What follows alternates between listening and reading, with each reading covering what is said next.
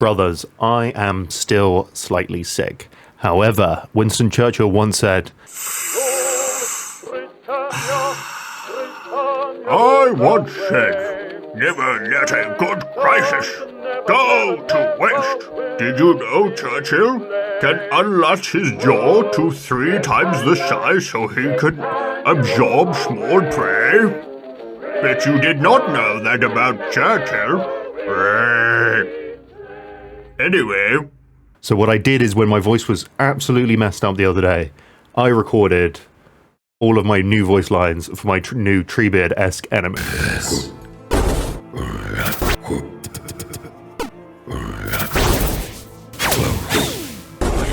Makes everything.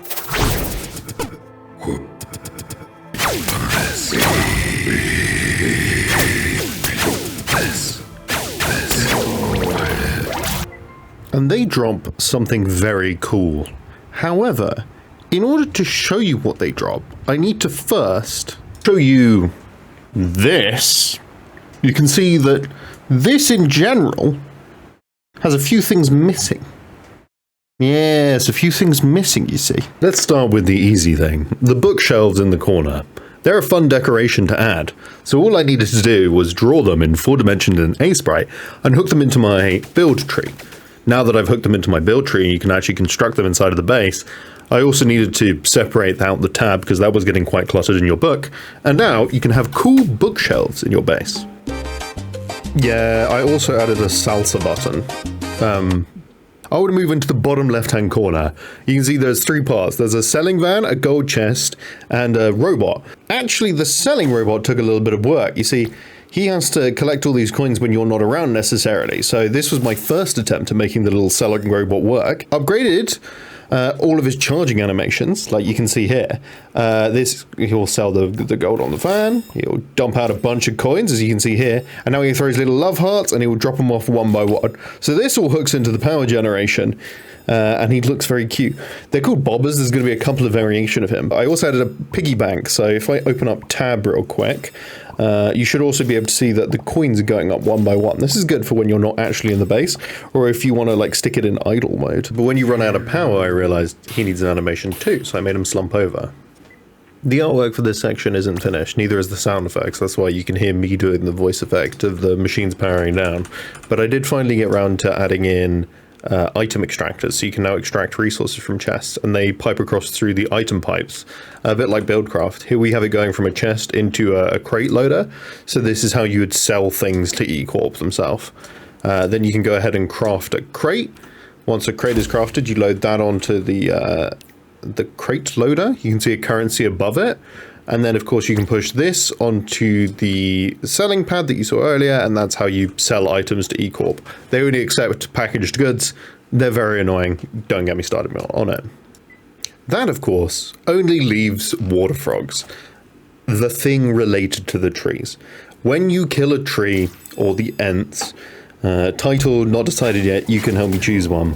They have a 10% chance of dropping watering frogs. Watering frogs are incredibly good because they're buffed from both the skill tree that increases splash damage, and also, unlike sprinklers, they don't work in a cross pattern, they work in a box pattern in front of them. These, my dear friends, are rarity indicators. So rarity indicators indicate how rare something is when it falls on the floor.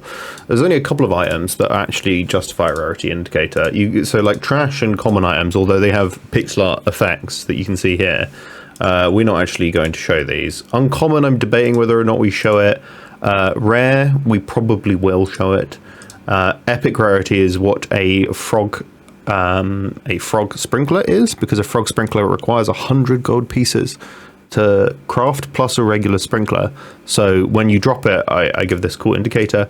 We've got legendary as well. Legendary is got additional lighting effects, just like the salsa button. Pearlescent is the next highest tier. Mythic is a higher tier above that item. And lastly, we have cosmic rarity. Currently, the only items that exist that are even here are both at rare levels, and oh sorry, they're actually both at epic levels. I tell a word of a lie. It is the frog sprinkler that we've been talking about, and of course, Le Poisson Steve, a fish-based enemy, drops a piece of sushi that's worth 1,000 gold. So I thought I'd update you, showing I also made these cool particle effects to drop underneath it. So I guess I'll also show you really quickly sawmills. Sawmills are pretty neat. If we take down a tree, ignore the draw order, and we pick up a log, we can load them onto the sawmill itself. Hopefully you can still hear me because it's quite loud. And this will give you more logs than if you just shoot it itself. Well, only give me one.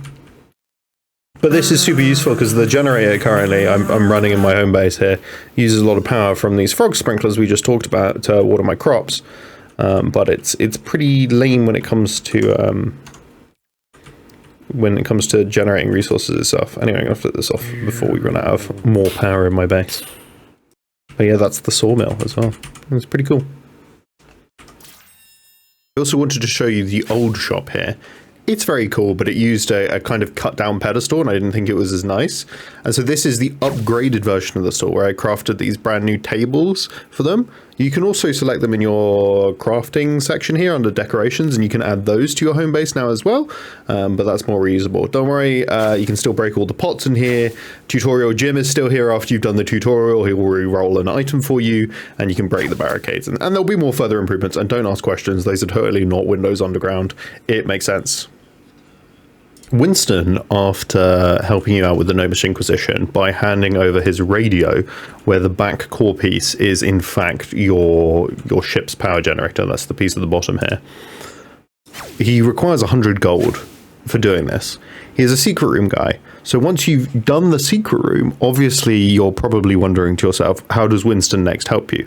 Well, here's the idea, and we'll see if we move on from this again later, but I've also made him so that when you give him the 100 gold, next time you run into him, he's upgraded his gear into some quite cool, like armored stuff, and he will follow you around and parry incoming attacks as he comes to hit you. Because I really like Winston. He's a good gnome. This is the Winston themed episode anyway, and I don't really want to drop him out of the canon just because he's helped you out once, and so he'll become a purchasable companion for the journey. There's a few more things that I can show you this week, like the fact that I've implemented momentum preservation between rooms, or the fact you can animate kick down crops now. But if you want to see all of that, you're just going to have to wait till you tune in next time, because my voice is already going and I'm tired as hell. This has been Jack. You're welcome to reach out to me. There's a brand new Discord link in the bottom if you want to come say hi, or you want to draw a villager for me, for example, like I'm taking villager submission for the tower defense section of the game. I'll throw up a clip of that. I really appreciate all of you spending even a moment of your time with me today. Please subscribe. Your support would be so unbelievably helpful. Love you lots. My game is I Can't Dream, So You Should Starve. Bye bye until the next one.